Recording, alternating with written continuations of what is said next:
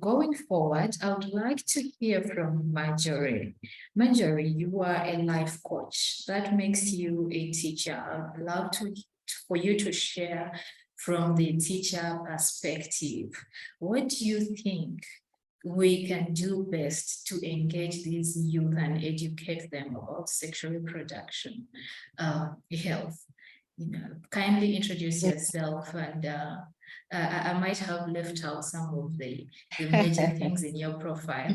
So kindly introduce yourself and give us your ways of how you think we can best educate the youth in line with the topic today. Thank you.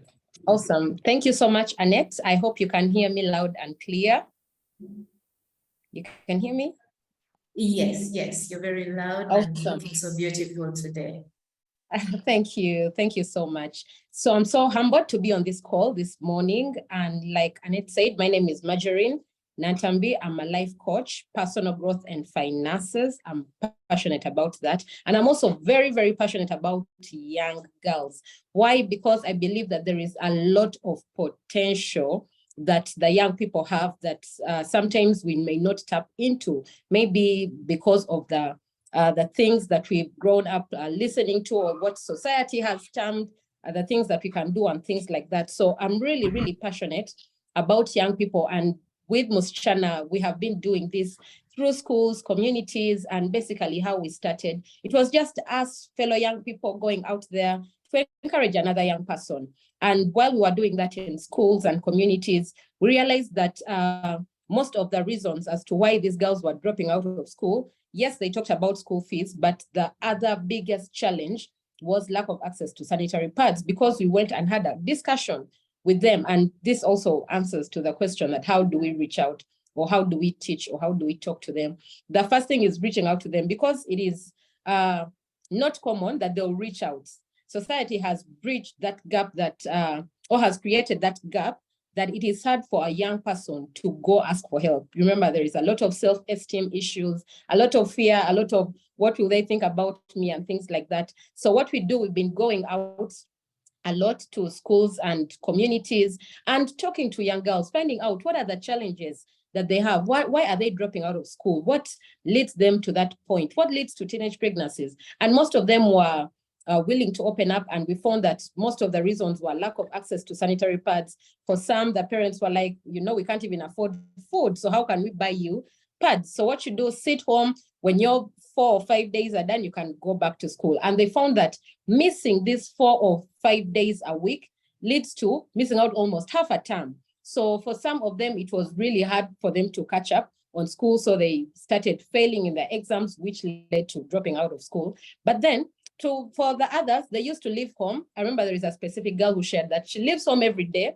The parent thinks the girl is going to school, but she's branching off to the friends in the community. Why? Because of the embarrassment she got at school. She said that when she reached that moment of her menstrual period, the mom was like, you know what, there is this cloth, I can't get you a pad, but there is this cloth, just put it on and go to school. So when she reached school, while in class, she licked and everyone laughed at her. She was super embarrassed. And she told us, that was the last time I went to school. So she leaves home every day. The parent thinks my girl is going to school. Yet along the way, she is branching off to find comfort somewhere. And in society, there are always these people that will offer the comfort, but for something else in return. So she said that's where she found the boy who promised that, don't worry, come to my place, I'll be buying you, I'll be giving you the 3,000 or the 4,000 for you to buy those pads. And then that's how she ended up getting pregnant. And then another specific girl shared that the boy said, oh, no, I'll solve that problem for life. When you get pregnant, you'll never, ever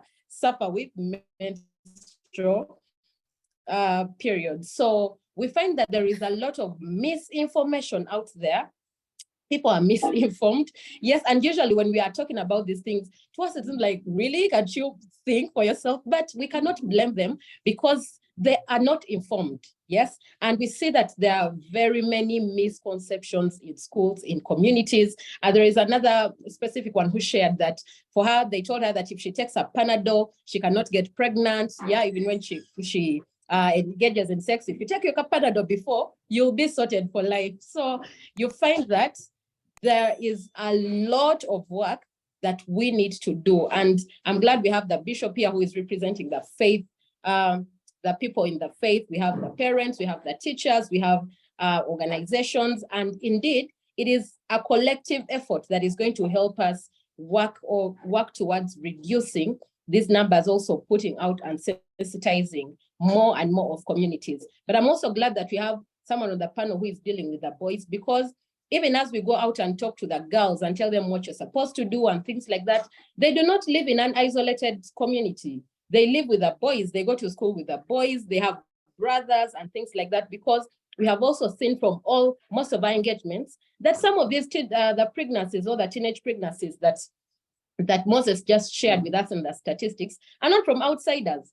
The fathers are raping the girls, the brothers are raping the girls, maybe the classmates, the teachers and things like that. So it is indeed absurd when we look at those numbers. But I am glad that we are here and having that conversation to see what can we do, how can we help. And I know it may not end today, but everyone's effort, where you are in your community, with your children, if you are a parent, starting there, how do you nurture those children? And then maybe the ones in your neighborhood as we spread out to the rest of the community. But just back to the question of how do the teachers now come in play? We know that usually the children, or even us, we usually spend most of the times at school.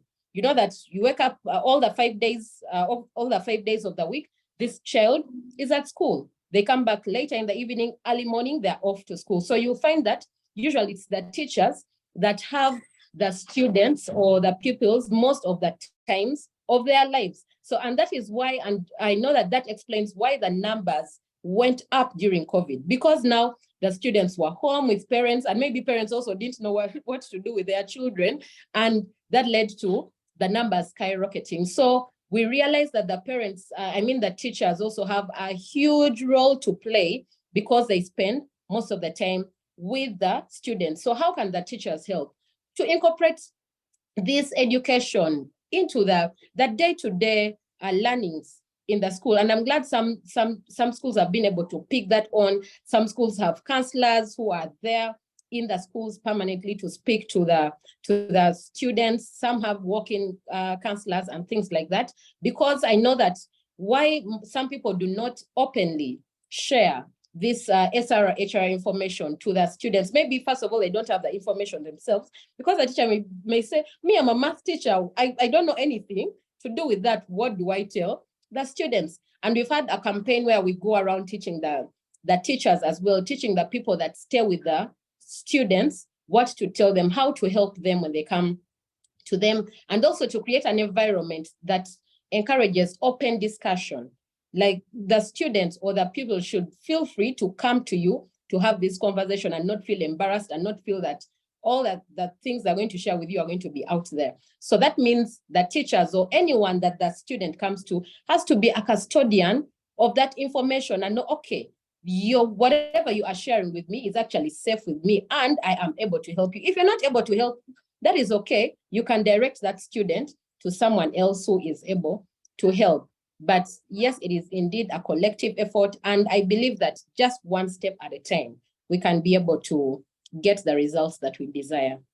Yeah, thank you, Annette. I hope that helps. Thank you so much, Marjorine. And it is true what you have said is very important, creating a safe space for the students to be able to communicate with the teachers and also with the parents is one of the key ways we can be able to educate the youth in line with the topic today.